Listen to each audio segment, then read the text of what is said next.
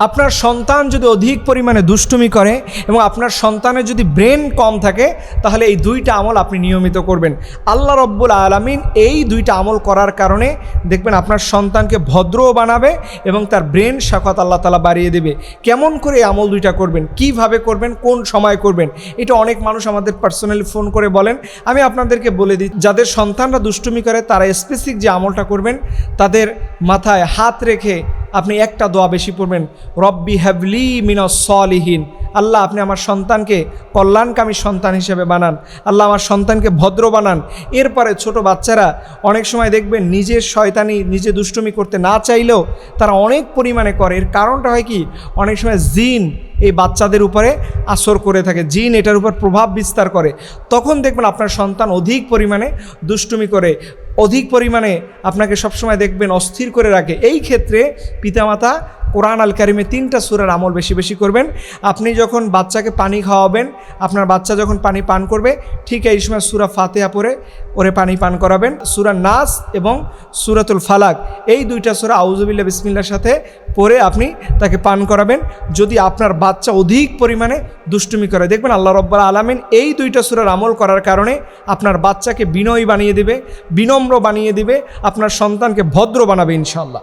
এরপরে যাদের সন্তানদের ব্রেন দুর্বল, তারা যে আমলটা করবেন সেটি হচ্ছে, নবী করিম সাল্লাল্লাহু আলাইহি সাল্লাম একজন সাহাবীর মাথায় হাত রেখে এই দোয়াটা পড়েছেন। আপনি চেষ্টা করবেন এশার নামাজের পরে আপনার সন্তানকে খাওয়া দাওয়া শেষ করে, হোমওয়ার্ক শেষ করে, পড়াশোনা শেষ করে তার মাথায় হাত রেখে আপনি এই দোয়াটা পড়বেন, আল্লাহুম্মা ফাক্কিহু ফিদ্দীন ওয়া আল্লিমহু তাউইলা। বিশ্বাস করুন, এই দোয়াটা যারাই পড়েছে পার্সোনালি বলতেছে, হুজুর আমার সন্তানের মনে হচ্ছে ব্রেনের মধ্যে একটা পরিবর্তন আসতেছে, মনে হচ্ছে যে আমার সন্তানটার ব্রেন দিনে দিনে একটু একটু করে আগাচ্ছে। এর জন্য আমি আপনাদেরকে বলি যে সবসময় আল্লাহর কোরআনের সাথে থাকবেন, নবীর হাদিসের সাথে থাকবেন এবং রব্বি হাবলি মিনাস সলিহিন, রব্বি হাবলি মিনাস সলিহিন, এই যে দোয়াটার কথা বললাম, এই দোয়াটা যে কত পাওয়ারফুল।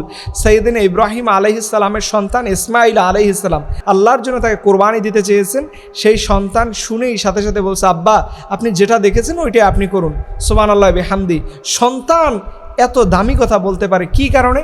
এই দোয়ার ফজিলতে, এই দোয়ার গুরুত্বের জন্য আপনাদেরকে বলি, আপনাদের যাদের সন্তান আছে সন্তানকে অভিশাপ দিয়ে না, সন্তান দুষ্টুমি করে অভিশাপ দিয়ে না। বাবা মার বরদোয়া কিন্তু লেগে যায়, বাবা মার প্রত্যেকটা দোয়াই কিন্তু কবুল হয়ে যায়, বরদোয়া হোক দোয়া হোক সবটা কবুল হয়ে যায়। এর জন্য সন্তানকে কখনো বরদোয়া করতে যায় না। দুষ্টুমি করে আল্লাহর কাছে বলেন, আল্লাহ আমার সন্তানকে ওলি বানায় দাও, ভদ্র বানায় দাও, জ্ঞানী বানায় দাও, সম্পদশালী বানায় দাও। দোয়া করে দিবেন, দেখবেন আজকে দোয়া করবেন কবুল হয়ে যাবে, সারা জীবন দুষ্টুমি করবে না। আর আপনি বরদোয়া দিবেন, সারা জীবন দেখবেন এই সন্তানটা নিজের জীবনটা শেষ করে ফেলবে। এর জন্য আসুন আমরা নিয়মিত করে চেষ্টা করি কোরআন আল কারিম সহ নবী করিম সাল্লাল্লাহু আলাইহি ওয়াসাল্লামের যে আমলগুলো আছে এগুলো যেন আমাদের সন্তানদের উপরে অ্যাপ্লাই করি। আল্লাহ পাকের মেহেরবানিতে দেখবেন আপনার আমাদের সবার সন্তানকে আল্লাহ পাক মেধাবী বানায় দেবে। সবাই বলুন আমিন।